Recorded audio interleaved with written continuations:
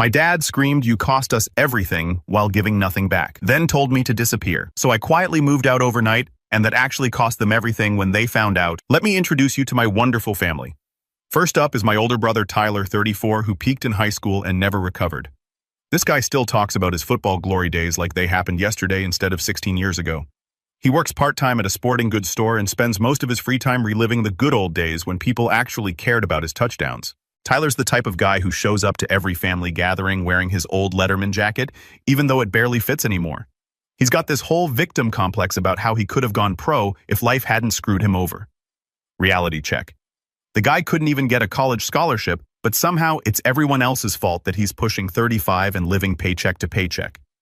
Then there's my baby sister Chloe, 26, who thinks she's an influencer because she has 847 Instagram followers. She calls herself an entrepreneur, but her business model is buying cheap jewelry online and reselling it at ridiculous markups to her 3 customers. She posts those motivational quotes about being a self-made woman while living rent-free in her parents' basement. Chloe's entire personality revolves around looking successful on social media. She'll spend her last $200 on a designer knockoff purse just to take photos with it, then eat ramen noodles for 2 weeks. The girl has never held a real job for more than 6 months because she thinks she's above normal work. My parents are just as bad. Dad's a middle manager at some insurance company who thinks he's a financial genius because he reads investment blogs. He's always got some get-rich-quick scheme that requires just a little startup capital from yours truly. Mom's a part-time real estate agent who hasn't sold a house in 2 years, but still drives around in a leased BMW she can't afford because of her professional image. And me, I was the weird kid who actually cared about school and planning for the future. While Tyler was getting popular under the bleachers, and Chloe was learning makeup tutorials, I was starting my own landscaping business at 16 and saving every penny. Yeah, I know landscaping doesn't sound glamorous, but here's the thing about working with your hands and building something from nothing. It teaches you the value of money and hard work. Started with just a beat-up pickup truck and some borrowed equipment. Spent my teenage years mowing lawns, planting gardens, and designing outdoor spaces while my siblings were out finding themselves. By the time I graduated high school, I had a solid client base and enough money saved to expand. While my classmates were going into debt for college degrees they'd never use, I was building a legitimate business. Within 5 years, I had 3 crews working for me. Within 10 years, I was the go-to landscape architect for every upscale neighborhood in the county. Now I'm running a company that does everything from basic lawn care to million-dollar commercial projects. We've done work for shopping centers, office complexes, and some of the most expensive homes in the state. Last year alone, my company pulled in just over $800,000 in revenue, and my personal take-home was more than my entire family makes combined. But here's where my best friend comes into the story. And this guy basically saved my sanity during everything that happened. Let's call him Ryan. We've been tight since middle school, and he's the only person who saw through my family's garbage from day one. Ryan's a contract lawyer who specializes in property disputes and business agreements. Smart as heck, sharp as a tack, and has this ability to see through people's nonsense instantly. He's also got a dark sense of humor that kept me sane when I wanted to lose my mind over my family's entitlement. Ryan was the first person to point out that my family only called me when they needed money. Dude, he said one day, while we were working on his backyard patio, "When's the last time any of them asked how you're doing?" That question hit me like a sledgehammer because I literally couldn't remember a single time. Throughout this whole story, Ryan was my voice of reason and my secret weapon. Whenever I'd start feeling guilty or second-guessing myself, he'd remind me of all the times they'd treated me like garbage. "Don't you dare go soft on these leeches," he'd say. "They made their choices, now let them live with the consequences." That guy was about to become the mastermind behind the most satisfying payback story of my life. The money requests started small, but got progressively more ridiculous over the years. It began with Tyler calling me up all casual like, "Hey Mason, think you could help me out with my truck payment this month? Had some unexpected expenses." What he didn't mention was that his unexpected expenses were blowing $2,000 at the casino with his unemployed buddies. Then Chloe needed help with her business investments, which meant buying more cheap jewelry to mark up 400% for her non-existent customer base. But she couldn't just ask for money like a normal person. She had to pitch it like some amazing opportunity. "Mason, I'm scaling my brand and need capital for inventory. This could be huge for both of us, right?" Because her friendship bracelet empire was definitely the next big thing. Dad started hitting me up for loans that we both knew would never get paid back. First, it was the roof that supposedly needed emergency repairs. Then the HVAC system that was about to die. Then a kitchen renovation because Mom saw something on Pinterest and decided their perfectly functional kitchen was embarrassing. Each request came with guilt trips about how family helps family and how I should be grateful for everything they did for me growing up. What exactly did they do for me growing up? Made me feel weird for caring about grades instead of popularity? Forgot my birthday 3 years in a row? Missed my high school graduation because Tyler was hungover from some party? Real family of the year material right there. The requests kept escalating. Tyler's insurance, Chloe's car payments, Dad's boat loan, Mom's credit card bills. Before I knew it, I was basically funding 3 entire households while working 60-hour weeks to keep my business growing. And the crazy part, they acted like it was normal, like I owed them this lifestyle just because I'd been successful. No gratitude, no acknowledgement, just expectation. They'd call with demands, not requests. I need you to transfer $1,500 by tomorrow. Or, can you cover my rent this month? Never please or thank you. Or, I really appreciate this, just entitlement wrapped up in family obligation. Ryan kept warning me. You're enabling them. They're never going to respect you as long as you keep writing checks. But I didn't listen. I kept thinking if I just helped them out a little more, maybe they'd finally see me as someone worth respecting instead of just the family weirdo who happened to make money. The breaking point had been building for months. But I was too blind to see it. I kept playing the good son, the reliable brother, the family safety net. I convinced myself I was building something meaningful, creating a legacy of taking care of the people I loved. Boy, was I wrong about that. Last Christmas was when everything started unraveling, and I was too stupid to realize it at the time. I decided to host at my place since I finally had a house big enough for everyone. We're talking a 4,000-foot custom home with a gourmet kitchen finished basement and enough space to seat 20 people comfortably. I went all out, hired a catering company, had the house professionally decorated, even brought in a chef to prepare a 5-course meal. The whole spread cost me nearly $6,000. But I wanted to show my family that their weird little brother had actually made something of himself. They showed up fashionably late, like they were doing me a favor. Tyler brought his new girlfriend, Jessica, some 22-year-old he'd met at a bar who spent the entire night taking selfies in my house and asking personal questions about my income. So like, "Are you rich or just comfortable?" she asked while posing next to my Christmas tree. Chloe brought her current boyfriend, some aspiring musician who kept asking if I wanted to invest in his rap career. They spent dinner talking about her brand partnerships, which meant 3 Instagram posts for companies that paid her in free jewelry worth maybe $20 total. But the real slap in the face was Tyler's speech. This guy stands up halfway through dinner, raises his glass, and launches into this whole thing about family and togetherness. "I just want to thank everyone for being here tonight. Family is everything. You know we stick together through thick and thin. Mason's house is incredible, but what really matters is having each other. Not one word about who paid for the dinner, not one acknowledgement that I'd spent weeks planning this and thousands of dollars making it perfect. Just generic Hallmark card nonsense while they stuffed their faces with prime rib I'd bought." Ryan was there, the only non-family member I'd invited, and I could see him getting more irritated by the minute. After everyone left, he looked at me and said, "They just spent 4 hours in your house treating you like hired help. When are you going to wake up?" That night, something started shifting in my brain. The fog was lifting, and I was beginning to see what Ryan had been trying to tell me for years. My family didn't love me. They loved what I could do for them. There's a difference, and it's a big one. 3 months later, everything exploded in the most spectacular way possible. It was a Tuesday night in March around 9 p.m. I just finished a site visit for a major commercial project, a shopping center, that was going to net me about $200,000 over 6 months. I was feeling good thinking about grabbing some takeout and catching up on paperwork. Then my phone rang. Dad's name on the screen. Dad doesn't call unless someone's dead or he needs money. So I picked up, expecting bad news. "Mason, we need to have a serious conversation. This attitude of yours needs to stop right now." I'm confused as heck. What attitude? What are you talking about? Don't play dumb with me. Your mother's been upset for weeks because of how you've been treating everyone. Tyler told me about the conversation you had with him, how you made him feel like garbage for asking for help. The conversation he's referring to. Tyler had called me the week before asking for another $3,000 because he'd blown his paycheck on some new truck accessories and couldn't make rent. I told him I'd pay his rent one more time, but he needed to start budgeting like an adult. Apparently suggesting my 34-year-old brother should manage his money was being judgmental. All you do is wave money around to feel superior. Dad continues, his voice getting sharper. But you've never actually contributed anything meaningful to this family.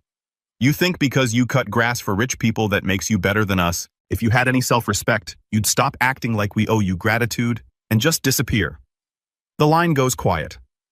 I'm standing in my kitchen looking at a family photo from Christmas, and something inside me breaks. Not angry breaks, but clarity breaks. Like when you've been staring at one of those optical illusion pictures, and suddenly the hidden image pops out clear as day. You know what, Dad? You're absolutely right. I should disappear. And I hung up on him. I immediately called Ryan. It's happening. The nuclear option. We're really doing this. About time, he said. I'll start drafting paperwork.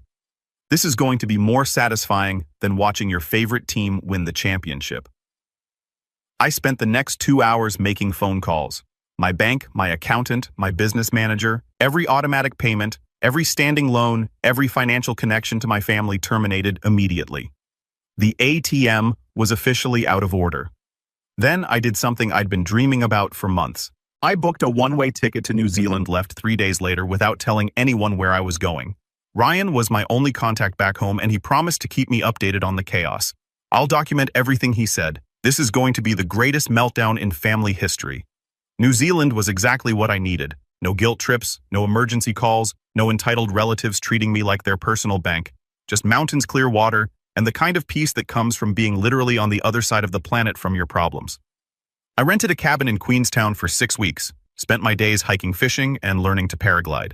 For the first time in years, I woke up each morning without immediately checking my phone for crisis messages from family members. Ryan was sending me daily updates, and each one was more entertaining than the last.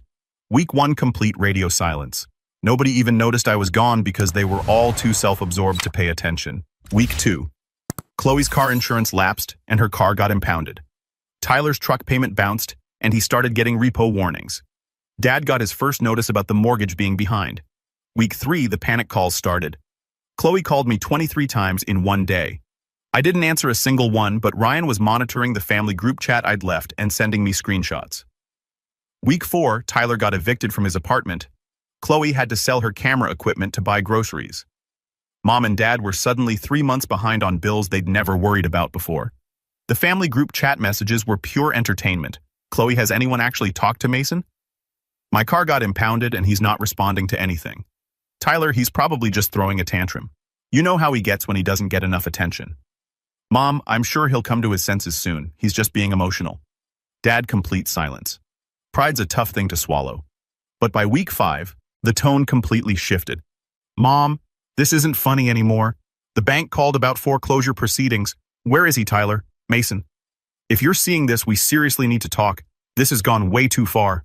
Chloe, I'm about to lose my apartment. Please, just call me back. I'm sorry for whatever we did. Dad, still crickets.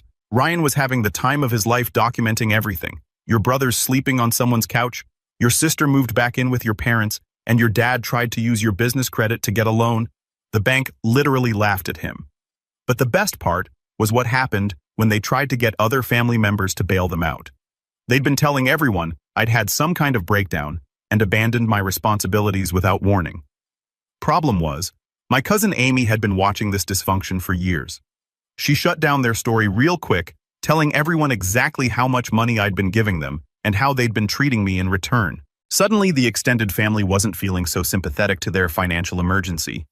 Meanwhile, I'm getting updates that made my day infinitely better. Tyler had to return his fancy gym membership and started working out at the local community center. The same guy who used to post shirtless mirror selfies with captions about grinding and hustle mentality was now doing push-ups in a rundown facility with broken air conditioning. Chloe's social media presence became unintentionally hilarious. She tried to maintain her influencer lifestyle posts while clearly being broke. One day, she'd post about manifesting abundance, and the next day, she'd be asking her followers if anyone knew about affordable meal prep ideas. Her engagement dropped to single digits because turns out people don't want lifestyle advice from someone taking the bus to McDonald's. The absolute cherry on top was when Dad tried to sell his vintage baseball card collection, his investment portfolio that he'd been bragging about for years. Turns out, most of the cards were worthless reprints he'd bought from late-night TV commercials. The whole collection that he claimed was worth $15,000 sold for $300 at a garage sale. Mom started cutting her own hair because she couldn't afford her usual salon visits. The woman who used to lecture me about maintaining professional appearances was now watching YouTube tutorials and ending up with hairstyles that looked like she'd stuck her finger in an electrical socket. I was living my best life in one of the most beautiful places on earth while they were finally learning what consequences taste like. After 8 weeks in paradise, I flew back to the States. But I didn't go home. I went straight to Ryan's office to plan the next phase of operation. Actions have consequences. "Welcome back, you magnificent person," Ryan said, sliding a thick folder across his desk. Ready to see just how deep the hole they've dug themselves. The situation was even worse than I'd imagined. Tyler had been fired from his part-time job for missing too many shifts while dealing with family drama. Chloe's influencer career was officially dead because she'd had to sell all her equipment and move back home. Mom and Dad were now 5 months behind on their mortgage with foreclosure proceedings officially started. But Ryan had been busy doing more than just watching the chaos unfold. He'd been researching some very interesting legal information. "Remember that lake house your family's been using every summer for the past 8 years?" he asked. "Yeah, the one I pay all the taxes and maintenance costs for. Funny thing about that property, you're still the only name on the deed. Legally, it's 100% yours. But they've been treating it like their personal vacation home. That lake house had been left to me specifically in my grandfather's will because I was the only grandkid who'd ever shown interest in taking care of it. My parents had always acted like it was family property, though they'd go up there every weekend, let Tyler throw parties with his friends, let Chloe use it for her social media photo shoots. I remember one particular weekend when I'd driven up to do some maintenance work, fixing the dock, cleaning gutters, normal property owner stuff. I found evidence of one of Tyler's parties from the night before. Empty cans everywhere, cigarette butts floating in the hot tub, and someone had actually carved their initials into my grandfather's handmade dining table. When I confronted Tyler about it, he just shrugged and said, "Relax. It's not like you live here full time." That was the moment I should have realized they saw me as a caretaker, not an owner. They felt entitled to use and abuse something that legally belonged to me, then act like I was being unreasonable for caring about the damage. "Time for some new management policies," Ryan said, with that strategic grin I'd learned to appreciate. We drove up to the lake house that weekend. I had the locks changed, installed a security system, and put up proper private property, no trespassing signs. Then Ryan helped me list it as a premium vacation rental prime lakefront location with a dock and hot tub. That property was going to bring in $4,500 a week during peak season. But that was just the warm-up act. Ryan had discovered something even better. "Phase 2, he said, as we drove back from the lake, is where things get really interesting. Years ago, when my parents had bought their current house, they'd needed a co-signer because Dad's credit was terrible. Guess who'd been young and trusting enough to help them out? That's right. My name was on their mortgage, which meant I had legal rights to the property and could demand accountability for the payments I'd been covering. We can force a sale," Ryan explained. "Market value minus what they owe equals your portion of the equity. And considering how far behind they are, they'd probably walk away with nothing." I stared at him. "You're saying I can legally take their house? I'm saying you can legally protect an investment you've been subsidizing for years without getting any recognition or appreciation." The plan was beautiful in its simplicity. Force the sale of the house, collect my share of the equity, and let them figure out their own housing situation. After years of treating me like their personal funding source, they'd finally understand what financial uncertainty actually feels like. But Ryan wasn't done yet. "What if I told you there was a way to make this educational experience even more impactful?" While we're talking strategy, I should mention that Ryan had been quietly building a case file that would make any prosecutor jealous. He'd helped me scan and organize every bank statement, every text message asking for money, every casual loan that never got paid back. We had documentation going back 6 years showing a clear pattern of financial dependence and entitlement. The most damning evidence was a group text thread from 2 years ago that I'd screenshotted but never really thought about. Tyler had written Mason's such a pushover, watch this, followed by him asking me for $1,200 for emergency car repairs. An hour later, he posted in the same thread, "Told you guys it would work. Easiest money ever." Then Chloe responded with laughing emojis and "Teach me your ways, master." When Ryan saw those screenshots, his lawyer brain went into overdrive. "This isn't just financial abuse," he said. "This is documented conspiracy to defraud. They were literally bragging about manipulating you." Knowing that my own siblings had been laughing behind my back while taking my money was the final nail in the coffin of any guilt I might have felt about what was coming next. Ryan's final strategy was pure genius. He'd been quietly documenting everything. Every payment I'd made, every loan I'd given, every time they'd taken advantage of my generosity. And as a contract lawyer, he knew exactly how to make it all legally ironclad. We're going to give them one final opportunity to do the right thing, he explained. A chance to acknowledge what they owe you and start making things right. And when they inevitably mess it up, we'll have everything we need to resolve this permanently. The plan was elegant. I'd return home, tell them I was willing to help one last time, but only if they signed a formal agreement acknowledging all the money they owed me and committing to a realistic payment plan. Ryan drafted a contract that looked reasonable on the surface, but had some very specific clauses that protected my interests. If they missed even one payment, I could legally claim ownership of any assets that had been purchased with my financial assistance. The lake house, Dad's boat that I'd co-signed for, even Chloe's car that was in my name for insurance purposes. They're so desperate right now. They'll agree to anything Ryan predicted, and based on their track record, they'll mess up within the first month. I called Tyler first. He answered before the first ring finished. Mason, thank goodness. Where have you been?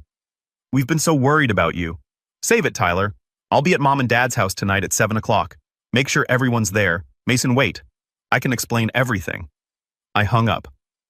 Ryan and I arrived at their house exactly on time. I hadn't been there in months, and the place looked rough. The yard was overgrown, paint was peeling on the shutters, and Dad's boat was sitting in the driveway with repo notices taped to the windshield. The whole family was waiting in the living room like I'd called an emergency board meeting. Mom looked like she'd aged a decade. Dad was trying to act tough, but I could see the desperation in his eyes. Tyler looked like he'd been sleeping in his clothes, and Chloe was actually crying. All right, I said, taking a seat across from them while Ryan set up his laptop. Let's have an honest conversation. The next 90 minutes were absolutely beautiful. They fell over themselves, apologizing, making excuses, promising things would be different this time. Dad even tried to claim he'd never said those things on the phone, that I'd misunderstood his tone. Ryan sat there professionally taking notes, occasionally asking clarifying questions like the lawyer he was. So Tyler, you're confirming that you spent the rent money Mason provided on truck accessories. And Chloe, you used the business loan for a vacation to Florida instead of inventory. By the end of the meeting, they'd signed a comprehensive agreement without bothering to read the details carefully.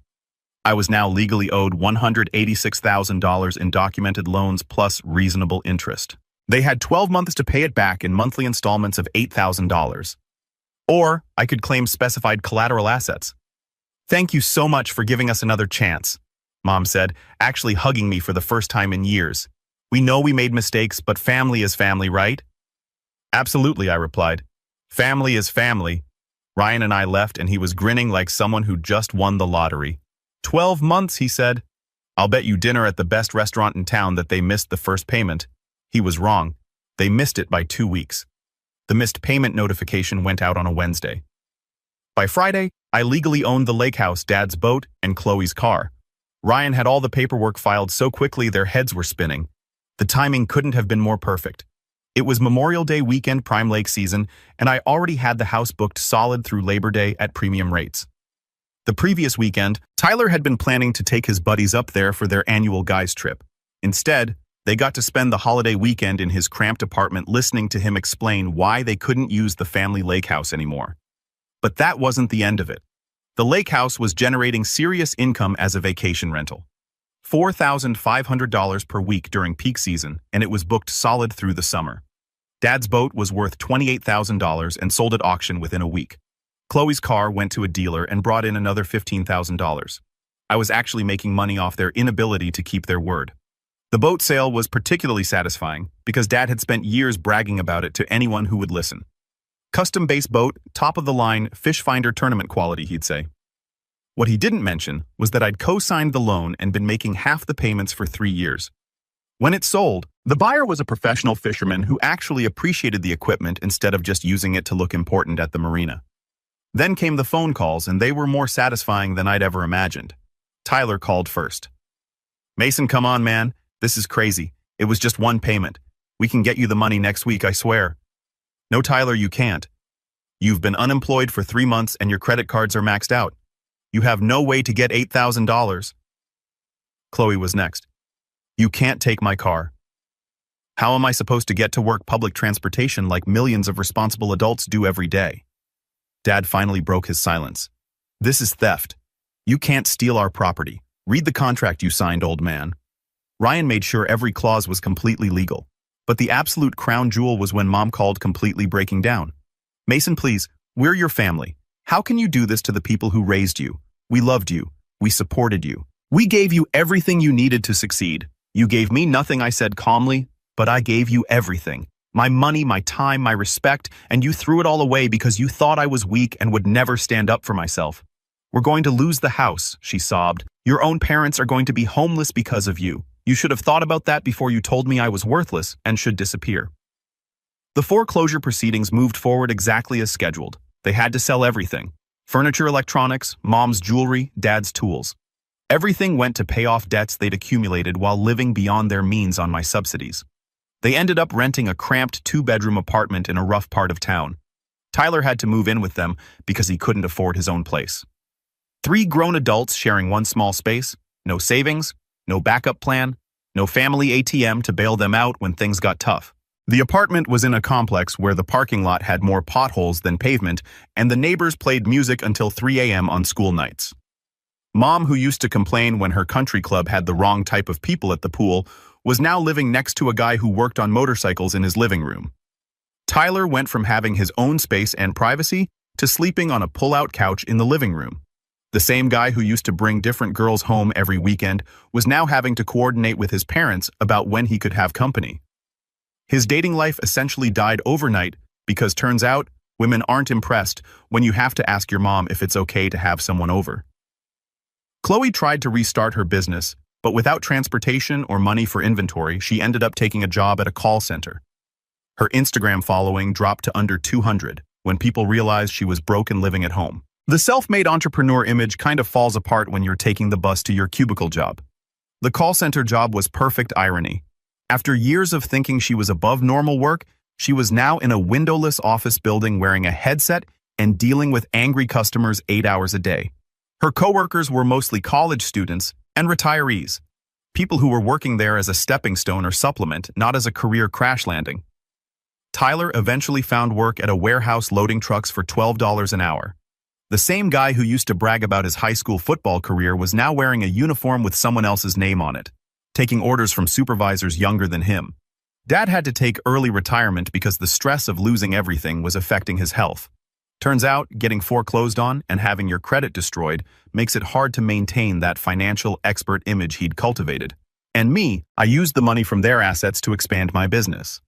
Bought new equipment, hired more crews, and landed the biggest commercial contract in my company's history. Also put a down payment on a vacation home in Colorado. Bought it outright. No co-signers needed. Ryan and I celebrated the successful conclusion of our legal strategy by taking a fishing trip to Alaska. First-class flights, luxury lodge guides who knew all the best spots.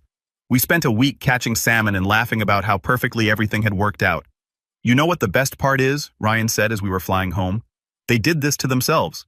You gave them every opportunity to treat you with respect and gratitude, and they chose to be entitled and ungrateful instead. 6 months after everything was finalized, I got a text from Chloe, just 2 sentences. I understand now what we put you through. I know you'll probably never forgive us, but I'm truly sorry.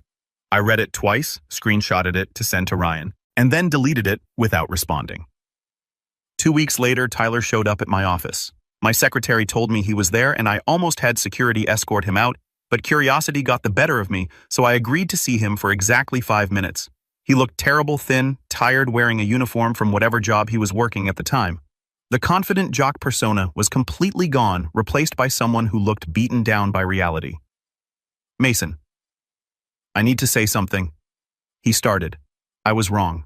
We were all wrong. I treated you like garbage when you were the only one holding our family together. I didn't say anything, just looked at him and waited. I know you probably hate us, and I get it, but I wanted you to know that I finally understand what we did to you.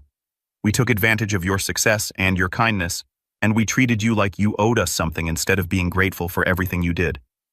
You're right. I said you did treat me like garbage for years.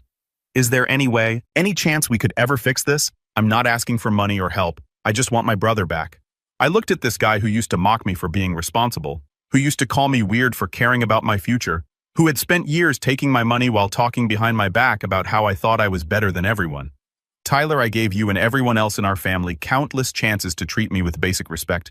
You chose not to every single time. I know, but there's no but. You made your choices, and now you're living with the consequences just like I'm living with mine. So that's it. We're never going to be a family again. We were never really a family to begin with. We were a financial arrangement that benefited everyone except me. He stood there for another minute, maybe hoping I'd change my mind. When it became clear I wasn't going to say anything else, he left. I went back to work on plans for a new commercial project, multi-million-dollar office complex with extensive landscaping. The kind of project that would have impressed my family if they'd ever bothered to ask about my work instead of just asking for money. 3 years later, I'm writing this for my custom-built home office. 5 bedrooms, 3 acres, and a workshop for tinkering with equipment. Everything paid for in cash. No cosigners required. My business now employs 47 people across 3 states, handling everything from shopping centers to luxury hotels. Last year's revenue hit $2.1 million with 30% growth projected.